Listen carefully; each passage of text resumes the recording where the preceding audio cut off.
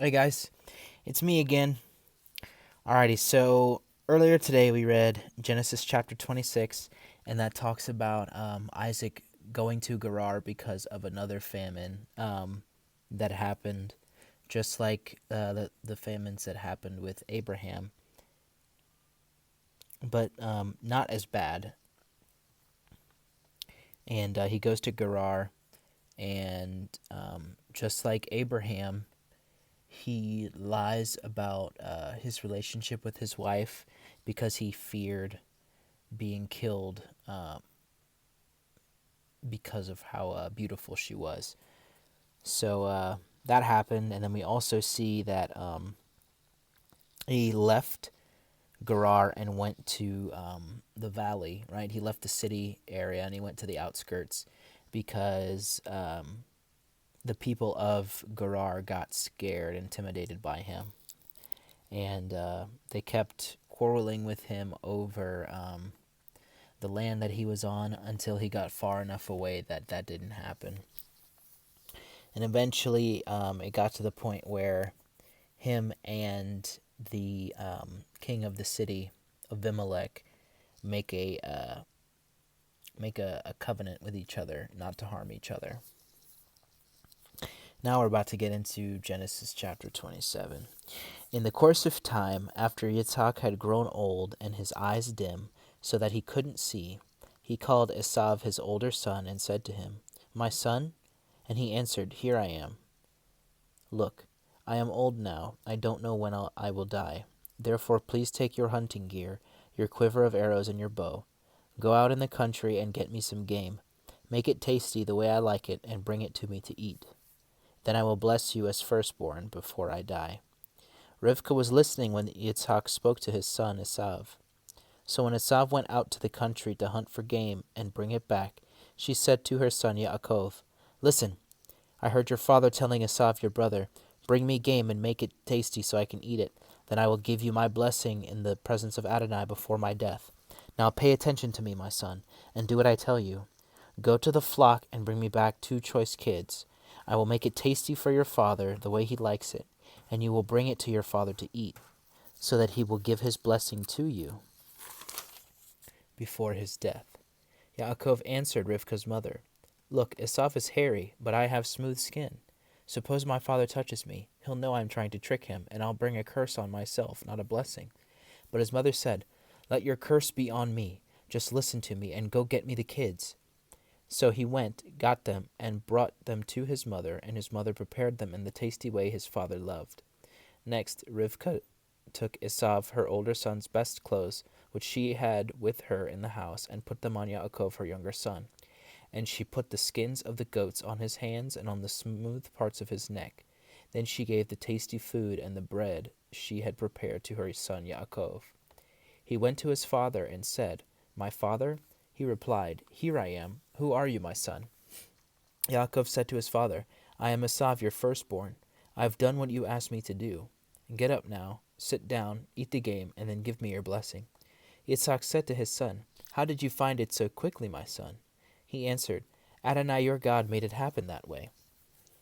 Yitzhak said to Yaakov, "Come here close to me so I can touch you, my son, and know whether you are in fact my son, Esav, or not." Yaakov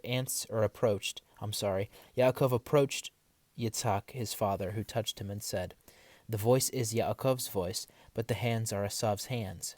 However, he didn't detect him because his hands were hairy like his brother Esav's hands, so he gave him his blessing. He asked, "Are you really my son Esav?" And he replied, "I am." He said, "Bring it here to me, and I will eat my son's game, so that I can give you my blessing." So he brought it up to him, and he ate. He also brought him wine, and he drank. Then his father Yitzhak said to him, "Come close now and kiss me, my son." He approached and kissed him. Yitzhak smelled his clothes and blessed Yaakov with these words, "See, my son smells like a field which Adonai has blessed. So may God give you dew from heaven, the richness of the earth, and grain and wine in abundance. May people serve you and nations bow down to you. May you be lord over your kinsmen. Let your mother's descendants bow down to you. Cursed be everyone who curses you, and blessed be everyone who blesses you." So We see here that the idea to now, before I even get into that, right? Esav already gave away his birthright, right? He already gave that away. So whatever he got because he is the firstborn, naturally would go to Yaakov in this situation because he already gave it away. Now, he may have been, not taking it seriously, but then again, Yaakov did tell Esav to swear, right? And if Esav is anything like what the Bible says about swearing oaths, then he definitely would not have gone against that. But those commands weren't set in stone, so at that point in time, so maybe not. Either way, we see that. We also see that the whole idea to take the blessing this way, right, was Rivka's idea, his own mother, right? But we already heard a chapter or two ago that Yaakov was Rivka's favorite, so obviously she's not going to let her favorite not get the good stuff, right?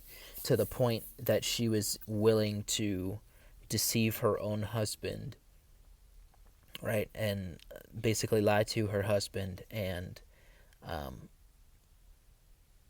also cause her own child to stumble, right? Let this be a lesson to everybody, right? And I think I had spoken on this earlier in a chapter or two before, and I think another chapter in the past. But you are to honor authority, right? The authorities in your life. You're to respect their position, I guess, right? But when it comes to listening to them when they tell you to do something against what God tells you to do, right? And the Bible does say, "Thou shalt not lie." That's God speaking to man, right? Not man speaking to man, God speaking to man. Thou shalt not tell a lie, right? By doing this, they're telling lies and they're deceiving. Now, we already know that Jacob is a deceiver and a supplanter. It's in his nature. That's why he got his name, right? And all of the other situations would have been strictly on him, right? But in this situation, it's more so on his mother because she caused somebody else to fall into the same sin, right? When you cause other people to sin, that's worse than you causing yourself to sin.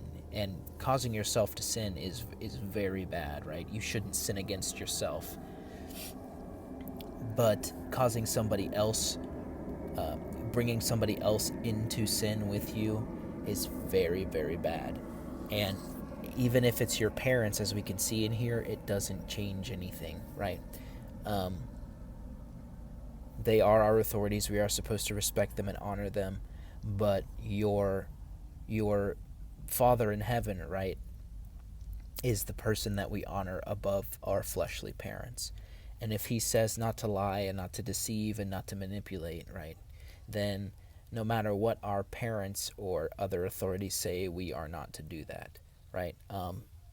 That's why Jesus said, if you love brother or sister more than me, you're not worthy than me. You're not worthy of me. If you love father and mother more than me, then you're not worthy of me. And this would be one of those situations where you have to ask yourself, I know I love my parents, but this is where you have to ask yourself, are my parents telling me what to, are my parents guiding me, under God's direction? Are they telling me to do things that God would want me to do, or are they telling me things that God would not want me to do?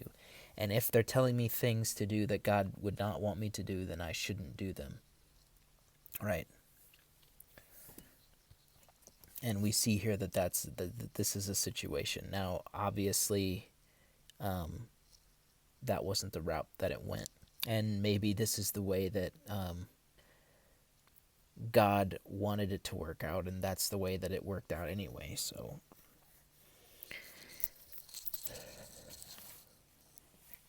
anyway, continuing on. But as soon as Yitzhak had finished giving his blessing to Yaakov, when Yaakov had barely left his father's presence, Esav his brother came in from his hunting. He too had prepared a tasty meal and brought it to his father. And now he said to his father, "Let my father get up and eat from his son's game, so that you may give me your blessing." Yitzhak his father said to him, "Who are you?" And he answered, "I am your son, your firstborn Esav." Yitzhak began trembling uncontrollably and said, "Then who was it that took game and brought it to me? I ate it all just before you came, and I gave my blessing to him. That's the truth, and the blessing must stand." When Esav heard his father's words, he burst out loud, bitter sobbing. He burst into loud, bitter sobbing. "Father, bless me too," he begged. He replied, "Your brother came deceitfully and took away your blessing."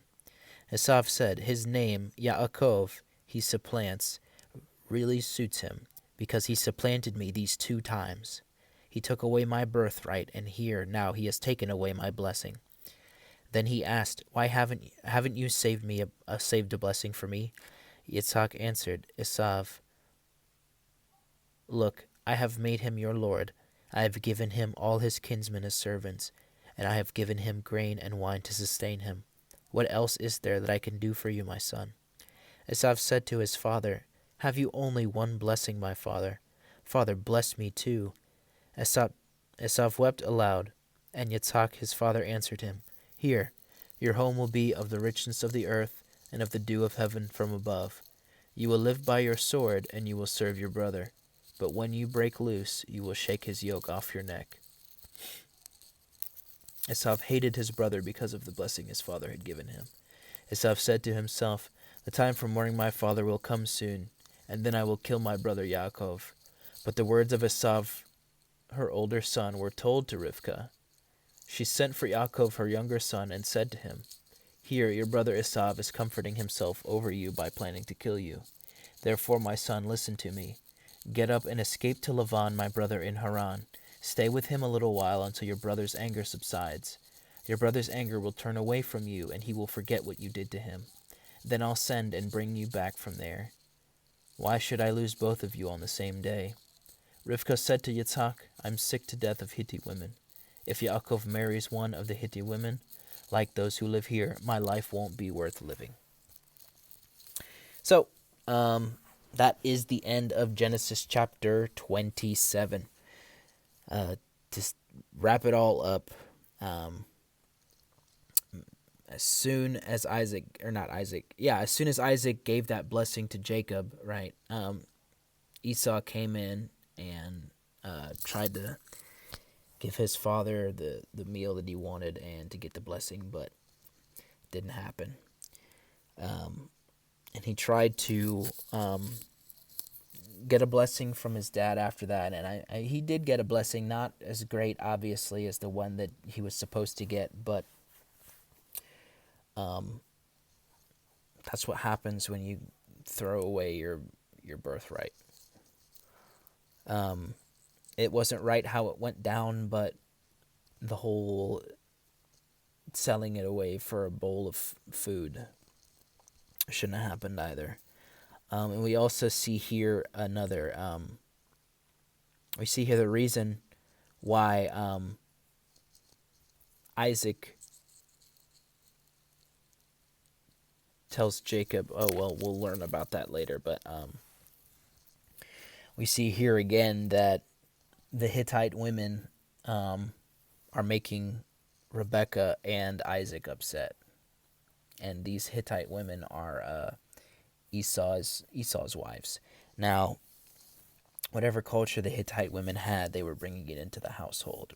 And it goes against, since, Isaac and Abraham were very close with God, they spoke to God. God spoke to them. Even, showed himself in dreams. So they definitely knew a lot of God's ways, and God's ways would have reflected through them. So if there were things that they disliked about people, it's probably because they were things that God disliked about, the sin that humans have in their innately in their DNA. So it may have just shown more in the Hittite women than it did in them, because we see here that there's lying and deceit even in the family when it's not supposed to be that way.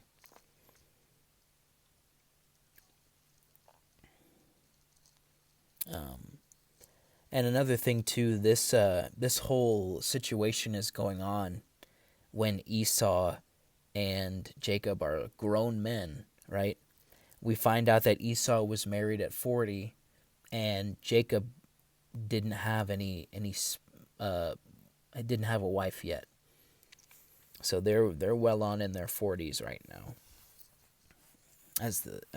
Past that at least. So that's something to keep in mind. Anyway, like I said, that's it for Genesis 27.